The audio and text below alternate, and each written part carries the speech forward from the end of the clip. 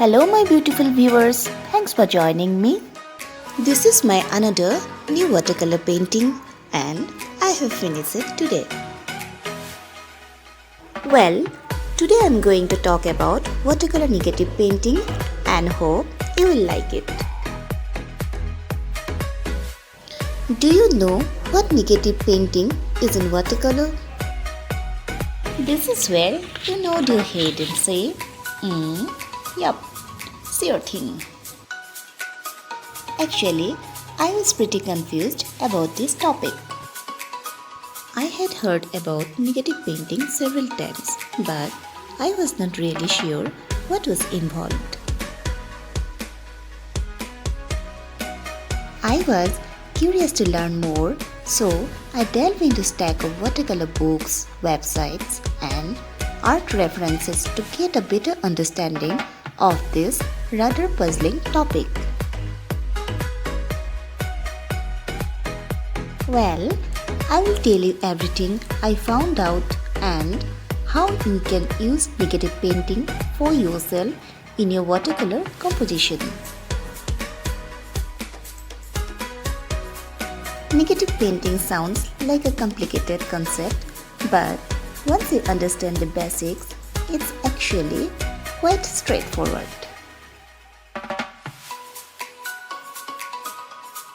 The basic idea is to paint a darker background around the lighter objects.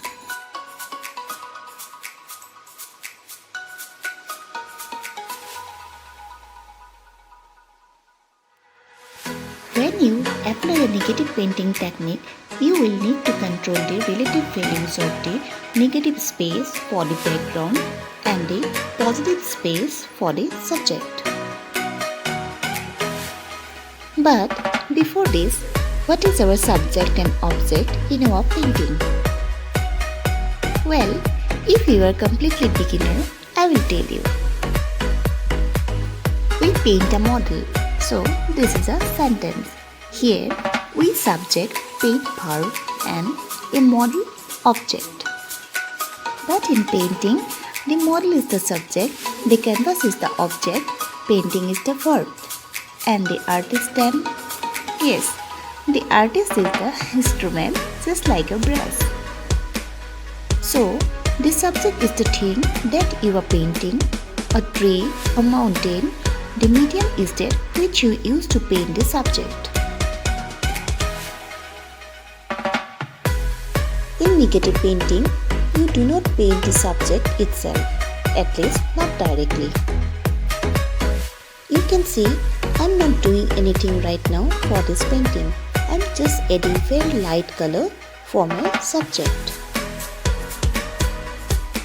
The positive shapes are drawn in the stages. You will paint the negative shapes, which are the shapes around, between and behind the leaves, stems and flowers.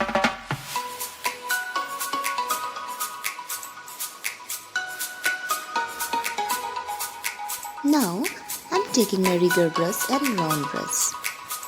Well, I'm mixing my blue color with water. I'm adding blue color, but no need to go very dark with this layer. It just needs to be a little darker value than the first layer. And stay transparent by having enough water.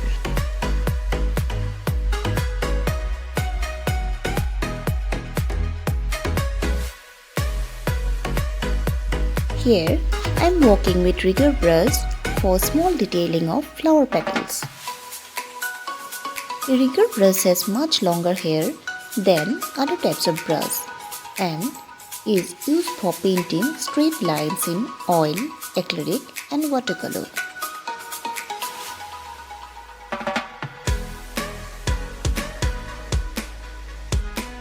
I paint hard edges against the flower and some of the leaves and soften the edges with water with my round brush.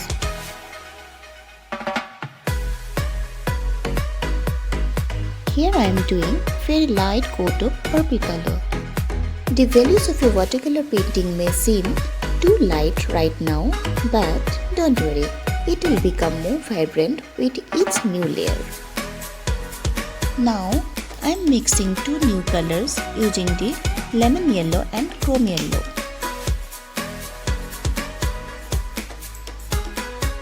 You can see I am just adding colors on the edges of the petals. One more thing, there are no rigid rules when it comes to watercolor painting. But generally in watercolor, you work from light to dark. Because of the transparent characteristics of watercolors, this is the most prudent way to paint. Basically, if you paint dark valued shape, it's difficult to make it lighter at the later step. So be careful.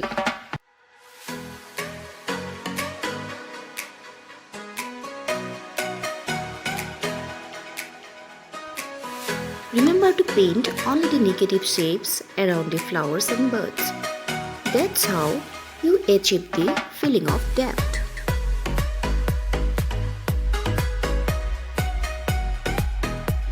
In this painting, I am going to do layers of transparent color to create depth and dimension.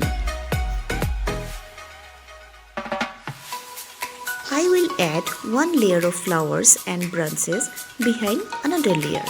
Each layer of negative painting will take you further into the background behind the first foreground flowers and branches. So, if you can see this painting till the end, you can understand perfectly.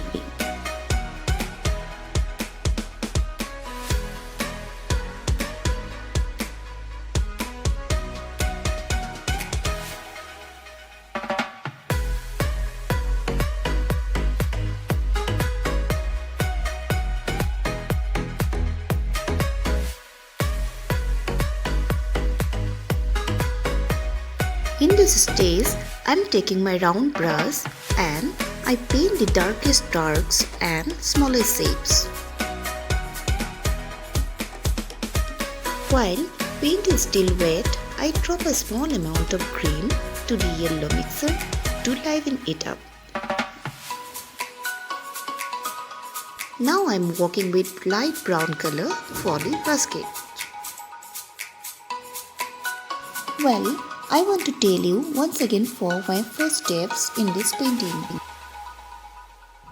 First of all, I did a light wash foundation. I was taking my round brush and apply clean water over the first section, then start with lemon yellow at the bottom and middle part of this painting. I mean the flower pot. Then allow the first layer to dry completely before proceeding to the next steps. After these steps, you can take out a pencil and lightly sketch out a few flowers. And try to avoid using an eraser because you might damage the colors already on the page. After your first layer, with the same round brush, apply a second layer of paint using the same colors as before. In this stage, I am working with brown and light purple color. You can add more paint to darken the value, but try to keep this layer transparent like the first one.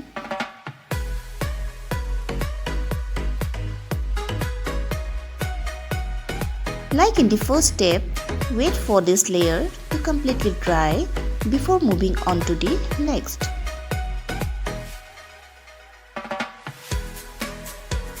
Allow this layer to dry, then repeat the same steps.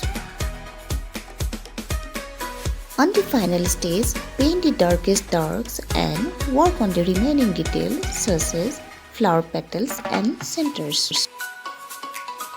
It should be easy to see the results of your painting techniques. Remember to wait for layer to dry completely before adding new one.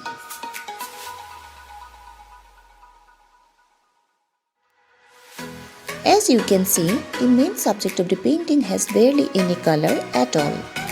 It's the dark background layers that create the shaping and depth in the artwork. Art is all around you. Just look around and draw what you see.